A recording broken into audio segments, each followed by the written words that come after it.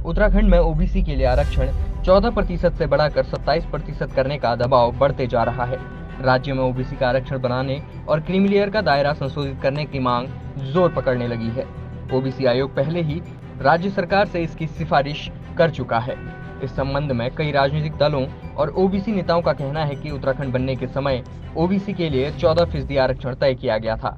राज्य बने 20 साल से भी अधिक हो चुके हैं और इस दौरान ओबीसी का दायरा भी बढ़ा है, तो पिछड़े वर्ग के लोगों को मुख्य धारा में शामिल करने के लिए आरक्षण बनाया जाना जरूरी है।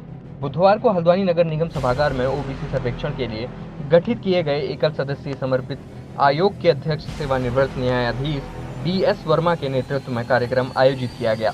उन्होंने कहा कि आयोग ओबीसी को सही आरक्षण देने के लिए जो सर्वेक्षण कर रहा है उसमें कमियां हैं। ये सर्वेक्षण 2011 की जनगणना के आधार पर हो रहा है।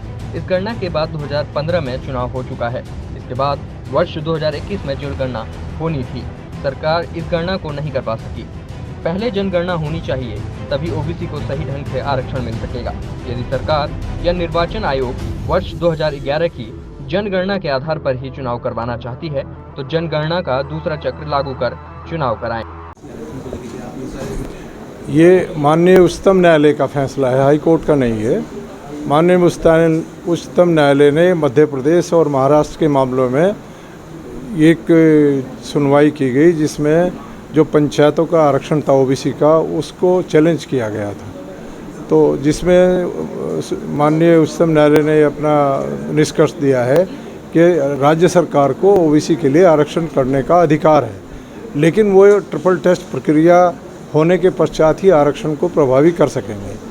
ट्रिपल टेस्ट प्रक्रिया के अंतर्गत उनको डेडिकेटेड कमीशन बना के एम्पिरिकल डाटा, अनुभवजन्य डाटा प्राप्त करके उसके आयोग के माध्यम से तब रिजर्वेशन की प्रक्रिया करनी है, और तब तक के लिए ओबीसी को कोई रिप्रेजेंटेशन नहीं दिया जा सकता चुनाव में।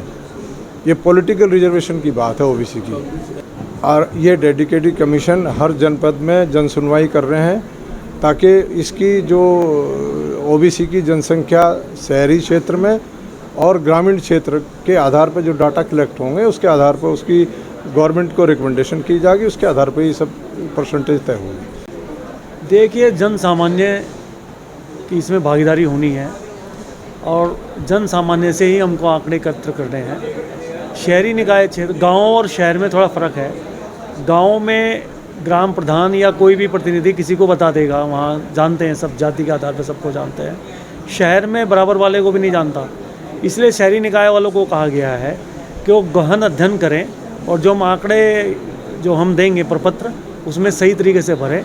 और हमारा विचार है महाराष्ट्र की तरह है कि यहाँ पे हम शहरी क्षेत्रों में कम से कम एक इंडिपेंडेंट सर्वे भी करवाएंगे, ताकि उस सर्वे में बहुत ज़्यादा डिफरेंस ना हो। यदि डिफरेंस होगा तो फिर वो जिम्मेदार ही होगा कि इसका मतलब वो नगर निकाय अच्छे तरीके से कार्य नहीं कर रहा है। पंचायतों के आंकड़े हमारे बहुत अच्छे रहे। हरिद्वार पंचायत का हमारा जो चुनाव हम करवा रहे हैं, वो जो आंकड़े थे उनमें करीब आधे 1-1.5% का अंतर रहा वोटों के आधार पे, और गहन जो परीक्षण किया गया आशाओं के माध्यम से जनसंख्या के हिसाब से, उस हिसाब से हमने किया है। और अगला जो स्थानीय निकाय का चुनाव होगा, उस स्थानीय निकाय के चुनाव के पहले या पंचायत चुनाव के पहले हमको एक रिपोर्ट देनी है। और जन सुनवाई का जो सबसे बड़ा फ़ायदा राज्य सरकार हम आयोग को हो रहा है, ये हो रहा है कि एक जन भावना या लोगों को पता चल रहा है, क्योंकि 2 ज़िले हमारे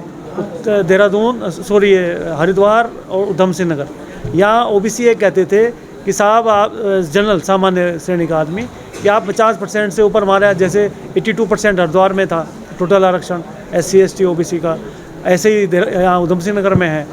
तो कि पहाड़ का जो ओबीसी का सीट खाली था वो यहाँ आप कर रहे हो। अब हम इसको जनपदवार ले जा रहे हैं, निकायवार।